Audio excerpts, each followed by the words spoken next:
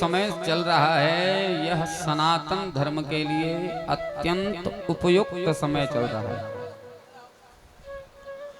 500 वर्ष के इंतजार के बाद प्रभु श्री राम अयोध्या में विराजमान हुए।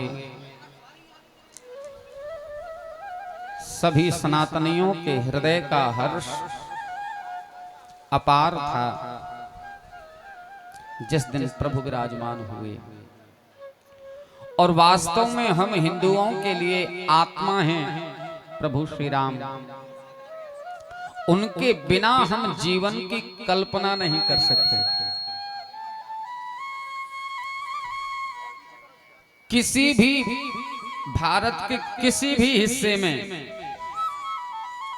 गांव से गांव में आप चले जाओ, अनपढ़ से अनपढ़ आदमी से आप मिलो, वह व्यक्ति भी आपको रामचरितमानस की चौपाइयां बोलते हुए मिल जाएगा।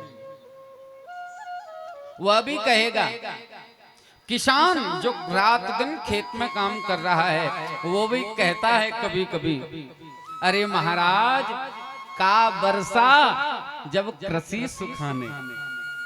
वो वर्षा ही किस काम की जब कृषि खेती ही सूख गई हो। हैं? अनपढ़ से अनपढ़ आदमी कहता है, महाराज कोहु न काहु सुख दुख दाता, निज कृत कर्म भोग सब भ्राता।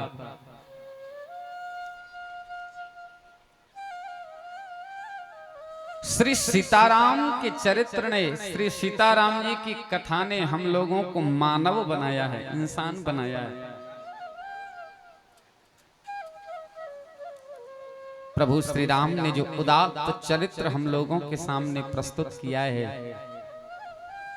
राम जी के चरित्र पर यदि हम 2 कदम भी चल पाए, प्रभु के बताए मार्ग पर यदि हम 2 दिन भी जिए, तो वह 2 दिन का जीवन ही हमारे संपूर्ण जीवन का सार है।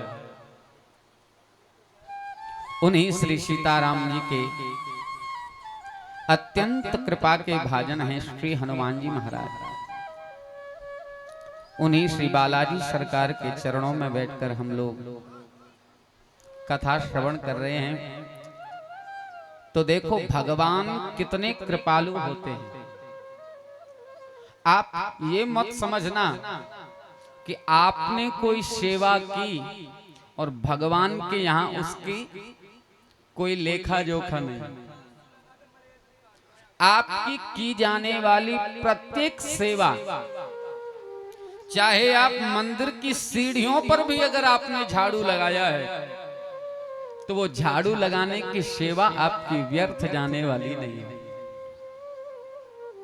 आपने किसी कथा में आए हुए श्रोता को अगर 1 गिलास पानी भी अगर पिलाया है, तो आपकी सेवा को भगवान बेकार नहीं जाने देते।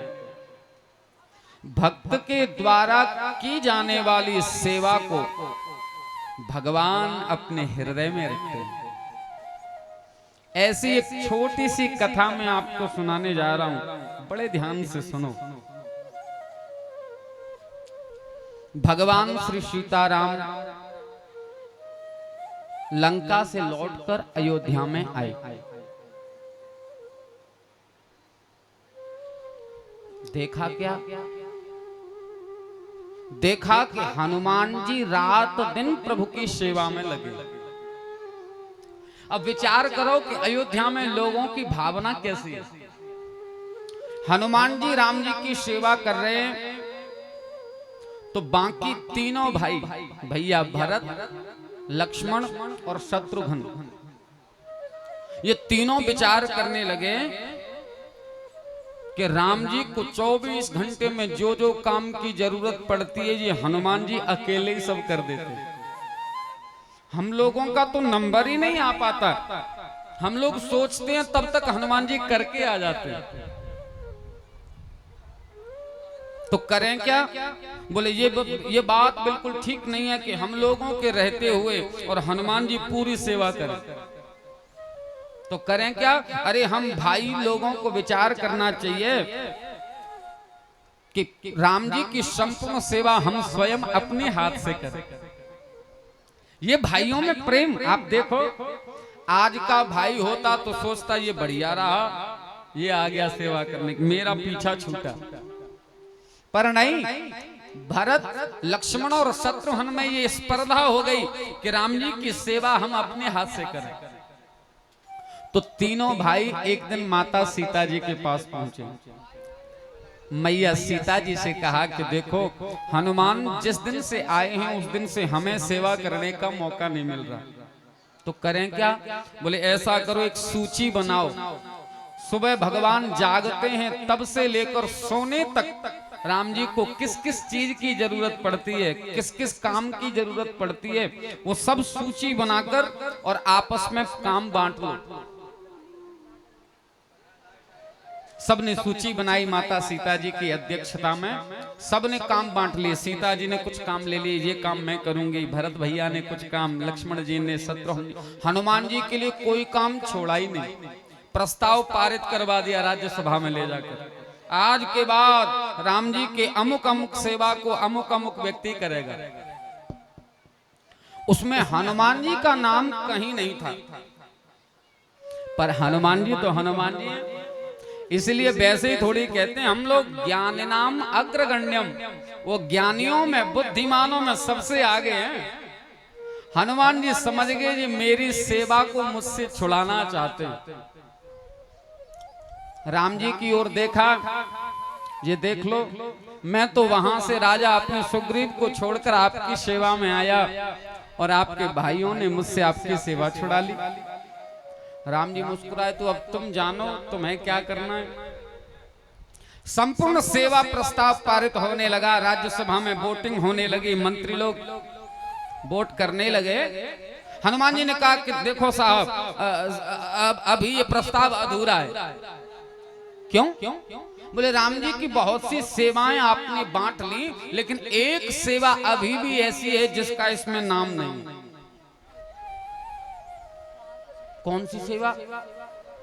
बोले सेवा तो मैं बतला दूंगा, पर मेरी एक प्रार्थना है कि वो अकेली सेवा मैं करूंगा। अब भरत भैया चक्कर में पड़े कि काम ऐसा कोई छोड़ा नहीं हमने, फिर बच कौन सा गया। सीता जी की ओर पूछा, कोई काम रह गया है क्या? सीता जी ने कहा कोई काम नहीं है। हार थक कर फिर कहा, तो भैया बतला दो क्या काम है, आप ले लेना। हनुमान जी ने कहा कि आपने सब सेवाएं बांट ली, पर आपने ये सेवा किसी ने नहीं ली कि राम जी को जमाई आएंगी तो चुटकी कौन बजाएगा।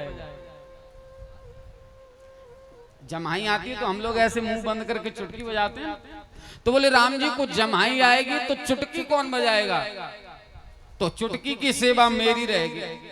हनुमान जी ने जब ये कहा तो भरत जी ने कहा कि जमाई कौन रात दिन आ रही है, कभी कभार आएगी तो दे दो इनको सेवा।